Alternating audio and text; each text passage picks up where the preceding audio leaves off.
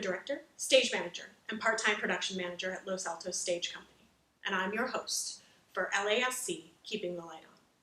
I will be hosting short episodes so that we can stay connected with you, our LASC family, during this time of shelter in place, and you can learn more about us and our artists.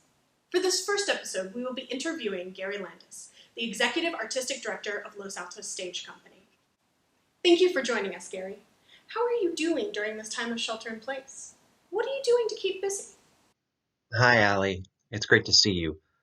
I'm doing well. Thank you for asking, as well as can be expected. I am home sheltering in place with my family, my wife, and three 18-year-olds, all seniors in high school. They're home trying to navigate this strange and unusual world of distance learning.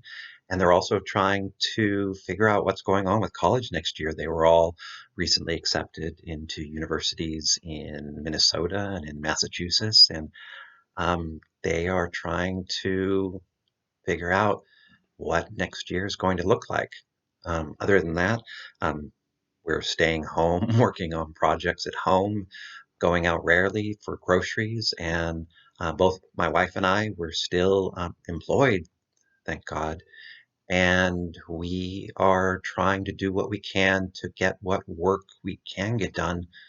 Now, Gary, you had a great 2019-2020 season going this year, filled with TBA recommended productions and critically acclaimed performances. Can you tell us a little bit about the first part of this season? Well, thank you. That's right, Allie. We had a great season going this year. We kicked off our year with Admissions. That was uh, the best attended straight play the theater has done in its 25-year history. And then we had the holiday show, Miracle on 34th Street, a wonderful musical radio adaptation of that show. And then we kicked off the new year with Oslo, a great drama about the Israeli-Palestinian peace accords. All three shows had better than expected attendance. Our single ticket sales were strong, and we were moving into the springtime in a really um, great position. We looked forward to having record attendance for Sunday in the Park with George, and we anticipated having really strong attendance for Steel Magnolias. By all indicators, this was going to be one of our strongest seasons ever. We heard about many show closures over the last 3 to 4 weeks, including everything from Broadway, touring shows, regional theaters to local theaters. How did the ban on group gathering and ultimately the shelter in place orders affect Los Altos Stage Company?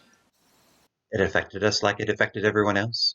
We had to first um, try to navigate all this changing information that was coming at us. Um, First, bans on very large gatherings and on mid-sized gatherings. And the tea leaves were saying that the ban was going to be on gatherings the size of which the theater was doing. So ultimately, it meant that we had to close down our operations at the theater, to stop productions mid-run, and to halt work on productions that were in rehearsal and see whether or not we could move them to future dates. How did you decide which shows to cancel or postpone? How does that decision process work? Well, uh, that decision process happens between myself and the staff in conversations, and then ultimately we bring those discussions to our board, to the executive committee of our board of directors, who ultimately are charged with making those kind of decisions. When the shelter in place orders were coming down, we were in the middle of a youth theater production of She Kills Monsters by the Los Altos Youth Theater, and we had to make the determination to stop the shows midway for that production. And we had just begun rehearsals for Sunday in the Park with George, and we're getting ready to start rehearsals for Steel Magnolias. So the board and staff made the decision to stop the youth theater, to halt Sunday in the Park with George, and postpone that to the next season. And a few weeks later, we had to make the decision to halt work on Steel Magnolias. and to move that to the next season as well. Many theaters had to cancel shows. How were you able to postpone 2 shows to next season? Well, we were fortunate. We had not announced our season yet. We had 5 new shows for next year's season in place prior to the need to cancel Sunday in the Park with George. And so when we made that decision, we also were able to make that decision to, rather than cancel it outright, to move it into one of the slots for next season, to remove one of the shows that we had selected and to put Sunday in the Park with George there. And then ultimately, when we made the decision to cancel and postpone Steel Magnolias, we were able to do the same thing. So ultimately, our lateness in announcing the season benefited us this year. When and how will you be announcing next season? Well, we typically announce the season in the end of April this month. We typically bring groups of subscribers and ticket buyers together in the theater and have some wine and announce the shows and do little excerpts from the shows. Obviously, we're not going to be able to do that this year. So, what we intend to do is to release informations on each show for next season individually through videos such as this over the course of the next 4 to 5 weeks. We will be presenting short snippets of interviews with the directors, hopefully snippets from the shows themselves. And then once we have done all that, we'll be sending out season brochures and releasing season press releases to the media. Each company is handling the shelter in place differently. What things is Los Altos doing during the shelter in place order? Well, like I said, what we're doing right now is a lot of planning. We've been trying to navigate the canceling of shows and the postponing to next year, and also planning for the next season's shows to bring together production staffs to talk about how we're going to handle auditions. We actually are currently holding auditions for our first show. We're doing those remotely. We're asking artists to send in video submissions that we're able to review. In addition to that, we are looking at our education programs. Our education director, Jillian Cummings, has put together a host of virtual classes that students can take online through Zoom. Those courses have ranged from acting while singing to Shakespeare history to dialects.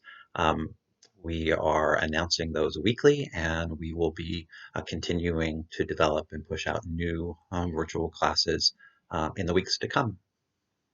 Many companies are asking for donations in various ways. What are your plans for keeping the company viable? We are asking for donations as well. Myself and our managing director, Ed, have been having conversations with local foundations, talking to them about ways that they could support the theater.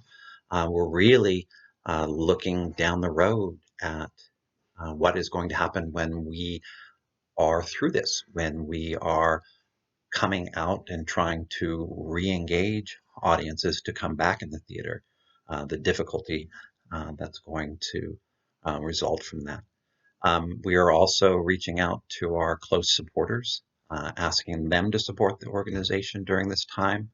What we really need right now is bridge funding, funding that'll help us navigate this closure so that by the time we're able to reopen, we are not in such a weakened position that we're not able to do that. There are many of our viewers who are wondering how they can help during this difficult time for theater. If people wanted to help, how could they support LASC? Um, there are a number of ways to support LASC. The first way, obviously, is through individual donations to go to our website, www.losaltostage.org, and to click on the donate button to make a donation of any size that will really help the organization stay afloat during this difficult time. Also, to look for information on our next year's season when it comes out and to become subscribers. Next year's subscription is going to be a really critical way to support local theaters. Thank you so much for your time, Gary. It was great to see you and speak with you.